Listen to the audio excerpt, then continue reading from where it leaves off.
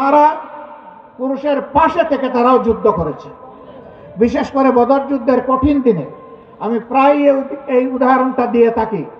যখন কাফেররা আল্লাহ রসুলের খুব কাছাকাছি চলে এসেছিল তাকে হত্যা করার জন্যে, যখন পুরুষ যোদ্ধারা দিক বিদিক কিছুটা জ্ঞান হারিয়ে ফেলেছিলেন, তখন একজন মা চতুর্দিকে ঘুরে ঘুরে আল্লাহ রসুলকে বেষ্টনে দিয়ে রেখেছিলেন। যুদ্ধ যখন শেষ হয়েছে তার শরীরে 37টা তীর ঝুলন্ত অবস্থায় ছিল, 70টা কঠিন আঘাত ছিল। রাসূল করিম সাল্লাল্লাহু আলাইহি ওয়াসাল্লাম বলেছেন, শত্রু যখন সামনের দিক থেকে এসেছে তখন শত্রুর তীর আর আমার মাঝখানে ছিল আল্লাহর এই বান্দি।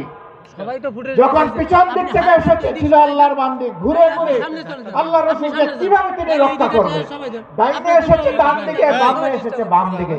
আমাদের সেই সর্বোচ্চ ইজ্জতের মর্যাদাবান মায়ের নাম ছিল হযরতে মুসাইবা রাদিয়াল্লাহু তাআলা আনহা।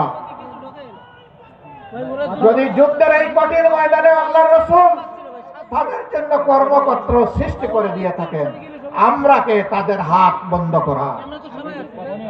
আমাদের ব্যাপারে ইসলামের প্রতিপক্ষ শক্তিরা অপপ্রচার চালায়।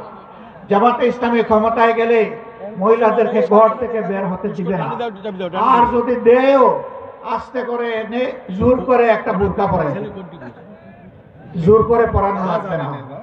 যে দেশে ইসলাম কায়েম হবে এদেশের মানুষেরা, মায়েরা আনন্দের সাথে সেদিন তারা ইজ্জতের জন্য তাদের সম্মানের মর্যাদার পোশাক পরিধান করবেন ইনশাআল্লাহ। তারপরেও কোনো মা, কোনো বোন যদি এই পোশাকের বাইরে থাকেন, আমরা তাদেরকে কথা দিচ্ছি, নিশ্চয়তা দিচ্ছি, কারো উপর জোর খাটানো হবে না। কারণ এই দেশে শুধু মুসলমানরা বসবাস করে না, অন্যান্য ধর্মের লোকেরাও বসবাস করে। তারা তো আমাদের ধর্ম যেহেতু গ্রহণ করেনি, তাদের জন্য ইসলামের প্রেসক্রাইব করা পর্দাও তাদের জন্য প্রযোজ্য নয়। তারা যদি ইসলামের সৌন্দর্যে অভিভূত হয়ে ইসলাম কবুল করে সেটা ভিন্ন কথা, তাদেরকে ইসলাম গ্রহণ করতেও কাউকেই বাধ্য করা হবে না।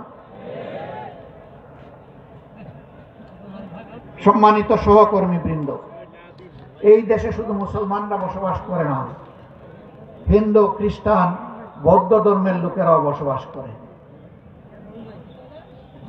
আমরা এমন একটি দেশ চাই যে দেশে মসজিদও পাহারা দেওয়ার প্রয়োজন হবে না, মন্দির এবং মঠও পাহারা দেওয়ার দরকার হবে, গির্জাও পাহারা দেওয়া লাগবে না।